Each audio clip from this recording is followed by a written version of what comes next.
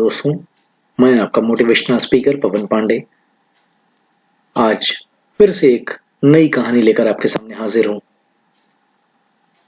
जिसका शीर्षक है ज्ञानी बालक और राजा।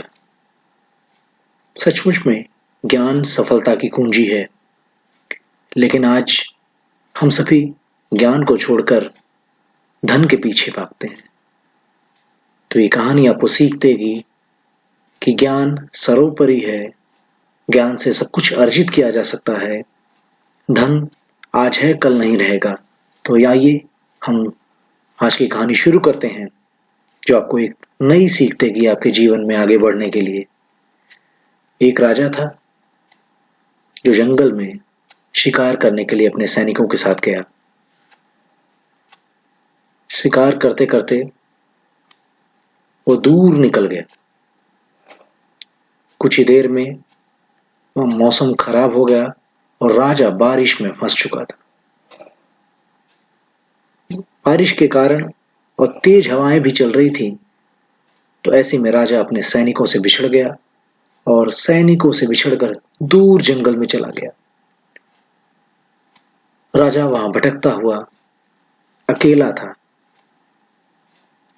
और बहुत देर से वो उसी जंगल में भटक रहा था।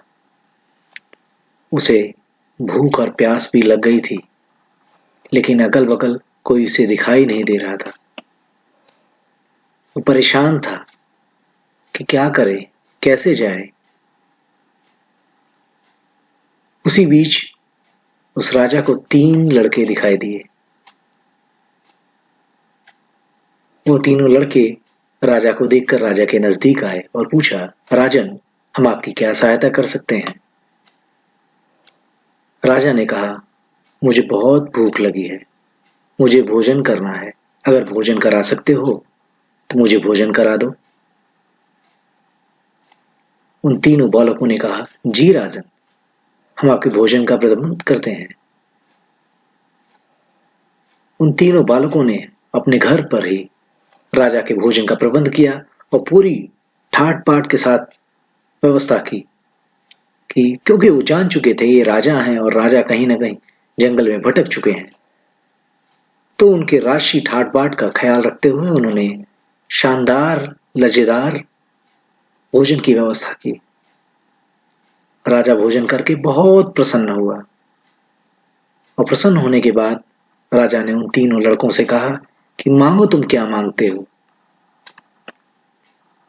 तीनों लड़कों से राजा ने अपनी अपनी मांगे रखने को कहा। राजा जानता था, क्योंकि वो राजा है, तो तीनों लड़के धन दौलत संपत्ति की मांग करेंगे।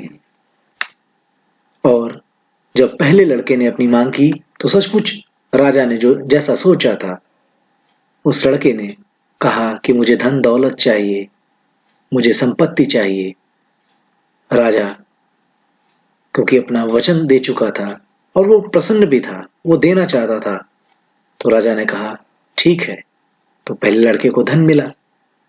दूसरे लड़के से राजा ने पूछा तो दूसरे लड़के ने कहा कि मुझे घोड़े, महल, सोने चांदी चाहिए।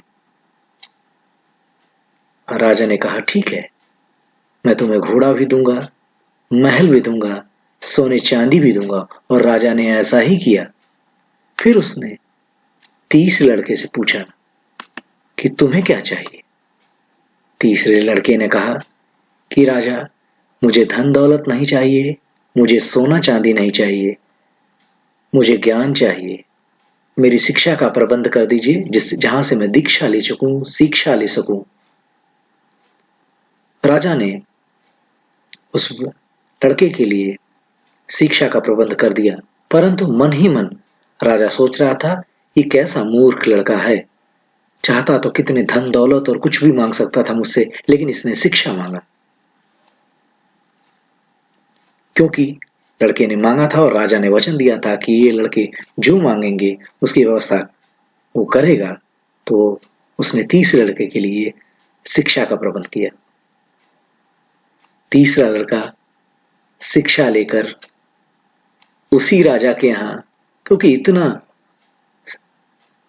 बुद्धिमान और होशियार हो चुका था, कि राजा ने उसे अपने यहाँ वजीर नियुक्त कर लिया।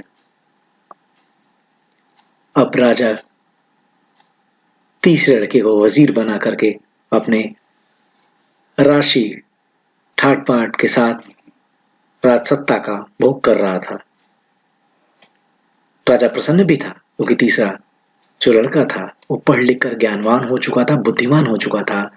वो तमाम निर्णयों में वो उसकी सहायता करता था और ऐसे में प्रजा भी उससे प्रसन्न रहने लगी थी। इसलिए वो राजा उस तीसरे लड़के से भी बहुत प्रसन्न था और उसको एहसास हो चुका था कि तीसरे लड़के ने जो ज्ञान मांगा था, सचमुच में ज्ञान के बाद उसने वो सब कुछ हासिल कर लिया जो उस समय इनाम में वो राजा से नहीं ले पाया था। अब राजा ने इच्छा जाहिर की कि वो उन दोनों लड़कों से भी मिलना चाहता है जिन्हें उसने इनाम में धन और दौलत दिया था। उसने तीसरे लड़के से कहा कि तुम उन दोनों लड़कों को भी बुलाओ, मैं उनसे मिलना चाहता हूं। वो दोनों लड़के राजा के पास आए। राजा ने पूछा कि क्या हाल चाल है तुम्हारे, कैसा चल रहा है तुम्हारा। तो उन दोनों लड़कों ने कहा कि राजन, हमसे गलती हो गई, हमने धन दौलत मांगा आपसे, धन दौलत तो खर्च हो गए, धन संपत्ति क्योंकि इनाम में मिली थी तो हमने तो उसे लुटाया और ऐशो आराम से हम रहे। हमने उसे बढ़ाने के लिए कोई उपाय नहीं किया, ना हमने धन का संचय किया और ऐसे में न आज हमारे पास धन दौलत महल कुछ भी नहीं, सब कुछ बिक चुका है। राजन, गलती हो गई हमसे। अगर हमने अपने मित्र की तरह ज्ञान मांगा होता तो शायद अपने मित्र की तरह ही आज हम इस राजमहल में होते और वो सब कुछ होता जो उस समय हमें इनाम में आपने दिया था। हमसे गलती हो गई राजन। राजा कहते हैं, सही कहा तुमने। उस समय जब तुम दोनों ने धन दौलत मांगा तो मैंने तुमको बुद्धिमान और ये तीसरे लड़के को मूर्ख समझा, लेकिन ये तीसरा लड़का ही बुद्धिमान निकला, ज्ञानवान निकला। और उसके बाद राजा ने अपने वजीर यानी उस तीसरे लड़के को कहा कि सचमुच मैं मान गया, ज्ञान सर्वोपरि है, ज्ञान से धन अर्जन किया जा सकता है। धन अगर आज आपके पास है कल नहीं रहेगा, लेकिन ज्ञान है तो ज्ञान से धन का अर्जन किया जा सकता है, ज्ञान से धनवान भी बना जा सकता है। मैं समझ गया वजीर, मैं तुम्हें समझ गया। और राजा ने कहा, मैं यही बात दुनिया को भी समझाना चाहता हूं कि ज्ञान से बड़ा कुछ भी नहीं है, ज्ञान से सर्वोपरि कुछ भी नहीं है। तो आप ज्ञान को महत्व दें, धन को महत्व ना दें। ज्ञान होगा तो धन अपने आप आपके पास आएगा। ये मेरी कहानी है। मैं आप सभी को यही बताना चाहता हूं कि आज के जीवन में भी लोग धन के पीछे भागते हैं, धन अर्जन करना चाहते हैं। यहां तक कि अभिभावक भी अपने बच्चों से ये उम्मीद करते हैं कि बच्चा बड़ा हो और कितनी जल्दी वो धन कमाने लगे, धन अर्जन करने लगे, कोई व्यवसाय कर ले, कोई नौकरी कर ले। लेकिन आप अपने बच्चे को पहले ज्ञान दीजिए, उसे सिखाइए, उसे पढ़ाइए, उसे लिखाइए, उसे आगे बढ़ाइए। जब वो पढ़ लिख कर आगे बढ़ेगा, ज्ञानवान होगा तो धन अपने आप आएगा। इसलिए मैं आप सभी से अनुरोध करता हूं कि ज्ञान सर्वोपरि है, ज्ञान अर्जन का प्रयास करना चाहिए आप सभी को। और विशेषकर विद्यार्थियों से भी मैं ये उम्मीद करूंगा कि विद्यार्थी मेरी इस कहानी से सीखें और वो प्रयास करें कि जितना ज्यादा ज्ञान जैसे जहां से भी आप बटोर सकते हैं बटोरने का प्रयास करिए।